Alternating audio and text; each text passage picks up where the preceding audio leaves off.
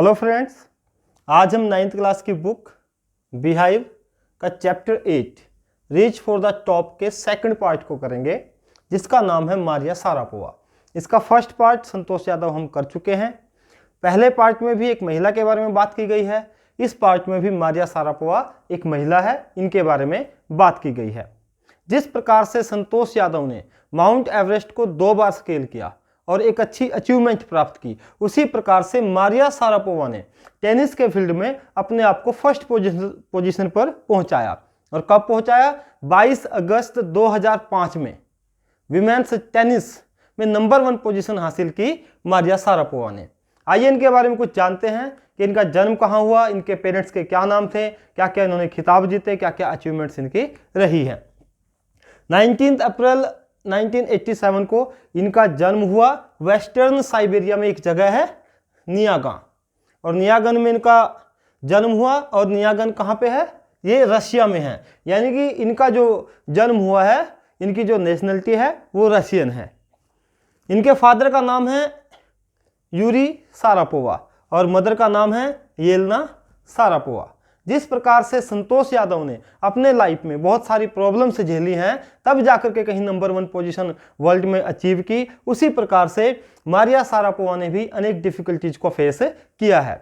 और इन्होंने अपने करियर में 5 ग्रैंड स्लैम चैंपियनशिप्स को जीता है। जैसे अगर हम बात करें 2004 में इन्होंने विंबलडन ये मैच जीता और इसके बाद ये खिताब हासिल किया। द US ओपन 2006 में, द ऑस्ट्रेलियन ओपन 2008 में और द फ्रेंच ओपन 2012 और 2014 में। ये इन्होंने 2 बार हासिल किया और ये एक बार हासिल करके अपनी एक अच्छी पोजीशन टेनिस के क्षेत्र में हासिल की। इसके बाद आइए देखते हैं कि आपके इस चैप्टर में मारिया सारापोवा के बारे में क्या बताया गया है। जैसा कि आपको बताया जा चुका है कि नंबर 1 पोजीशन अचीव की थी इसने विमेंस टेनिस में। मंडे का दिन था 22 अगस्त 2005। लेकिन ये अचीवमेंट्स ऐसे ही प्राप्त नहीं हो गई। इसको ये खिताब ऐसे ही नहीं मिल गया। नंबर 1 पोजीशन पे ये ऐसे ही नहीं पहुंच गई। जब 2005 में इसको ये खिताब मिला, उससे पहले इसने 4 इयर्स की बहुत हार्ड ट्रेनिंग की। कहते कि हार्ड वर्क नेवर गोज अनरिवार्डेड। ये जो हार्ड वर्क करते हैं वो उसका हमेशा रिवार्ड मिलता है, अनरिवार्डेड कभी नहीं जाता। तो 4 साल की इसने ट्रेनिंग की थी, उसके बाद इसको ये उपलब्धि हासिल हुई थी। और जब इससे 9 साल पहले की बात, जब इसने सोचा कि इस फील्ड में जाना है, 9 साल पहले, जब तक कि इसने अपना 10th बर्थडे भी सेलिब्रेट नहीं किया था। 9 साल पहले का मतलब है 1996 में। 1987 में इसका जन्म हुआ और 1996 में ये लगभग 9 साल की थी, 9 साल क्रॉस कर चुकी थी। इसका 10वां जन्मदिन भी नहीं आया था, ऐसा आपके चैप्टर में लिखा कि इसने वो भी सेलिब्रेट नहीं किया था। उस समय इसको जाना पड़ा था फ्लोरिडा, जो कहाँ है? यूनाइटेड स्टेट्स में। US के लिए इसने ट्रेन पकड़ ली थी, अपना सामान पैक कर लिया था। इसके पेरेंट्स इसके साथ जा रहे थे, लेकिन अनफॉर्चुनेटली इसके फादर तो इसके साथ चले गए, लेकिन मदर इसकी पीछे ही रह गई साइबेरिया में। She was compelled to stay in Siberia. क्यों? क्योंकि वीजा रेस्ट्रिक्शंस की कुछ प्रॉब्लम थी, वीजा से रिलेटेड कोई प्रॉब्लम्स आ गई और इसको अपनी मदर के बिना ही फ्लोरिडा जाना पड़ा।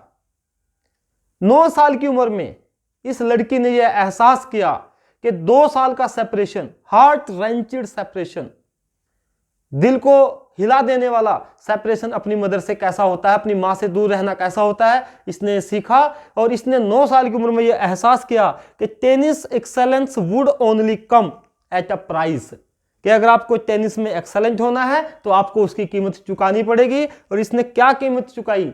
इसकी मदर येलेना सारापोवा, साइबेरिया में ही उसको रहना पड़ा क्योंकि वीजा की प्रॉब्लम से आ गई थी। अगर सक्सेस और स्टारडम की बात करें जो इसने अचीव की है, उसमें इसके फादर यूरी सारापोवा का बहुत बड़ा योगदान रहा। वे इससे मिल भी नहीं पाते थे और इसके लिए उन्होंने दिन रात मेहनत की ताकि ये टॉप पर पहुंचे।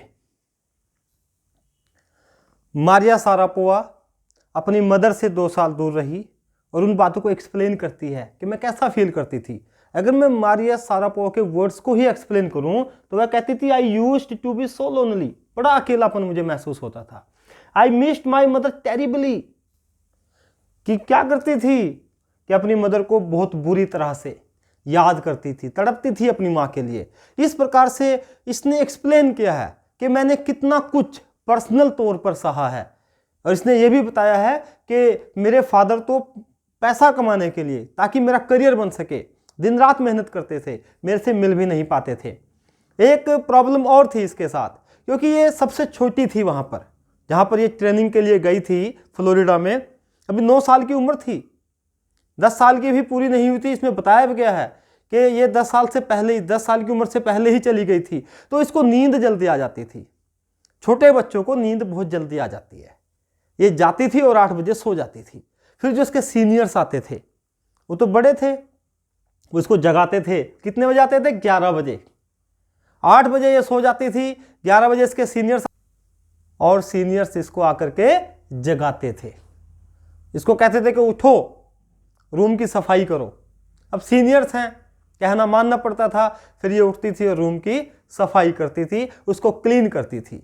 तो ये कहती थी कि मैं बहुत परेशान रहती थी, डिप्रेशन में आ जाती थी, क्योंकि एक बच्चे को, छोटे से बच्चे को नींद से उठाना बड़ा मुश्किल होता है, लेकिन इसको उठना पड़ता था। और इसने कहा कि मैं डिप्रेशन में आती तो थी, लेकिन मैंने हिम्मत नहीं हारी, क्योंकि मैंने सीख लिया।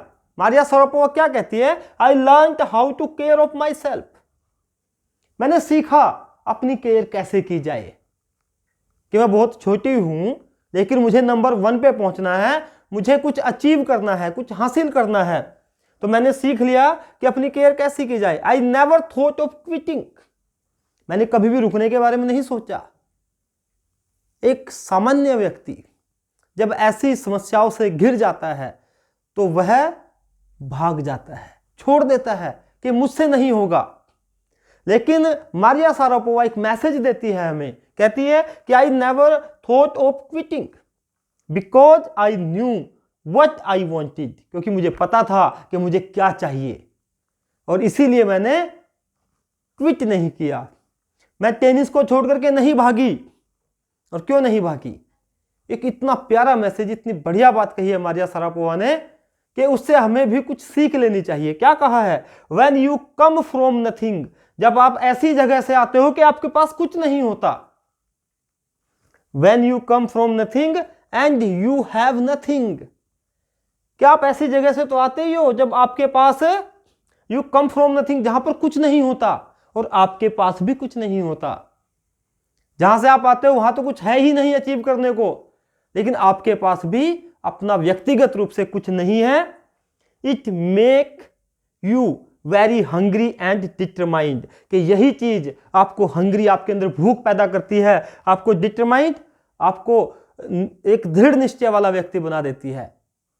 तो जब भी आपके पास कुछ नहीं होता है और आप ऐसी जगह से आते हैं कि वहां पर भी कुछ प्राप्त करने के लिए नहीं होता है, तो आपके अंदर एक भूख पैदा होती है, एक लगन पैदा होती है। और यही चीज मारिया सारापोवा ने बताई है कि हमें किस प्रकार से स्ट्रगल करना चाहिए।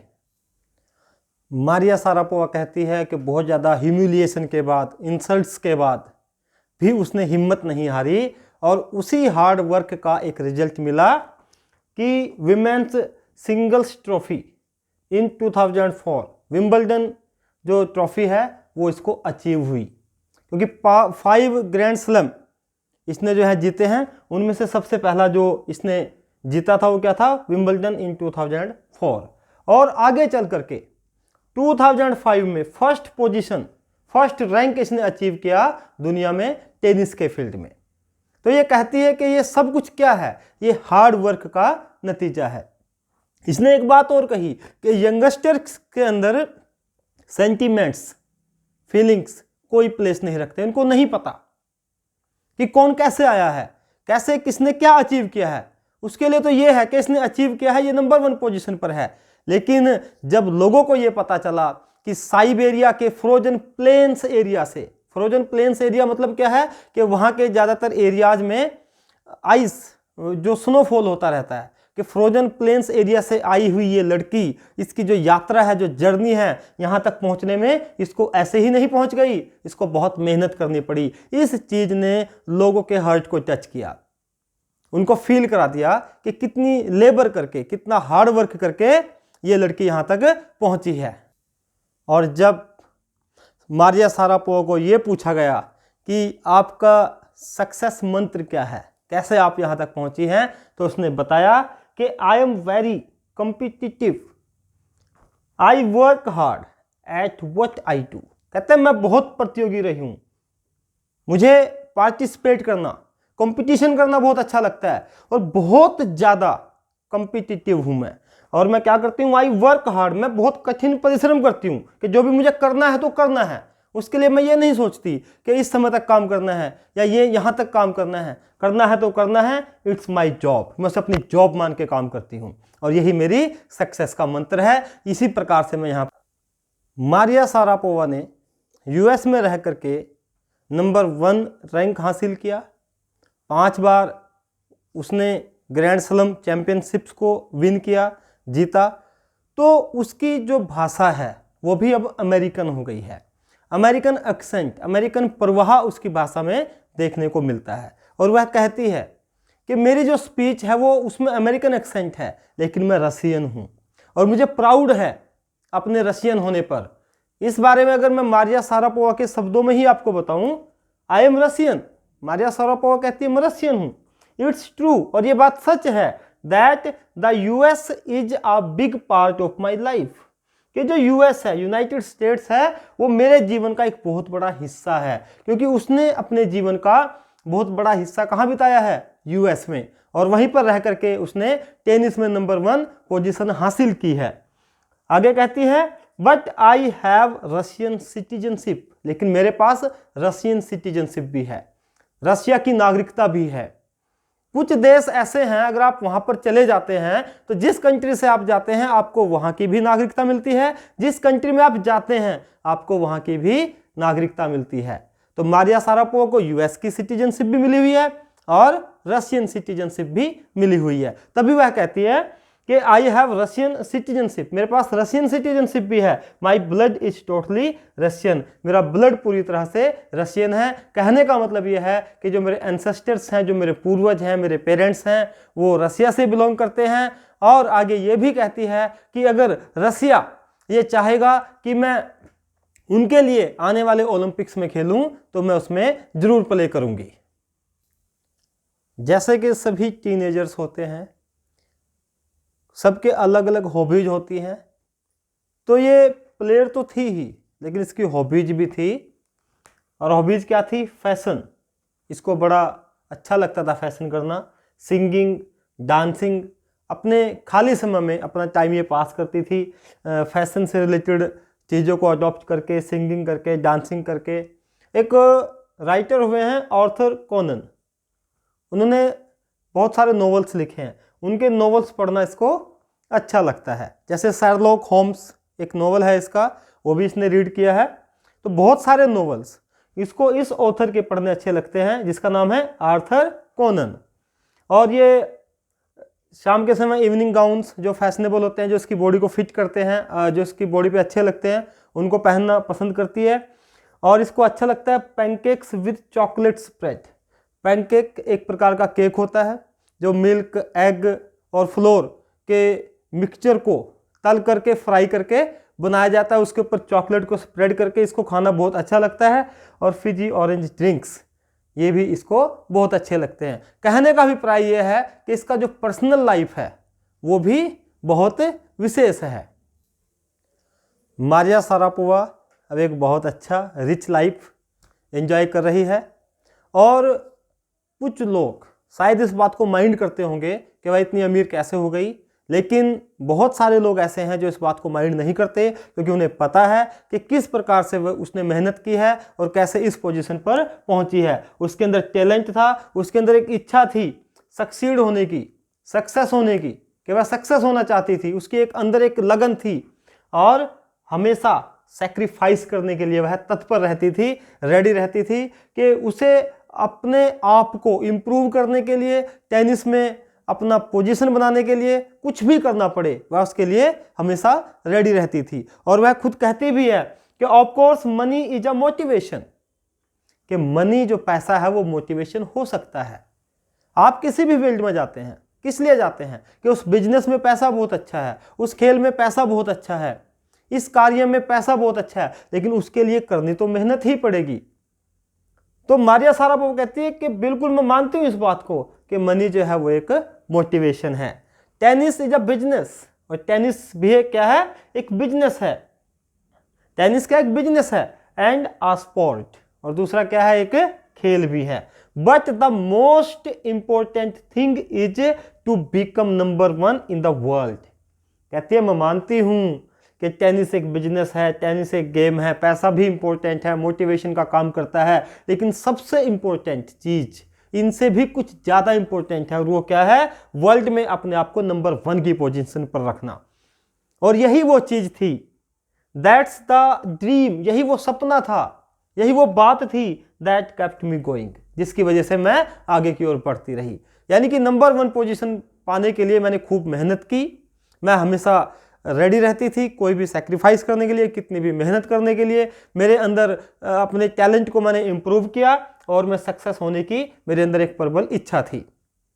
लेकिन इस प्लेयर ने, मारिया सारापोवा ने 26 फरवरी 2020 को टेनिस से संन्यास ले लिया, रिटायरमेंट ले ली, क्योंकि ये कहती थी कि मुझे अपने तरीकों से कुछ और मीनिंगफुल वेज में मुझे अपने लाइफ जीना है।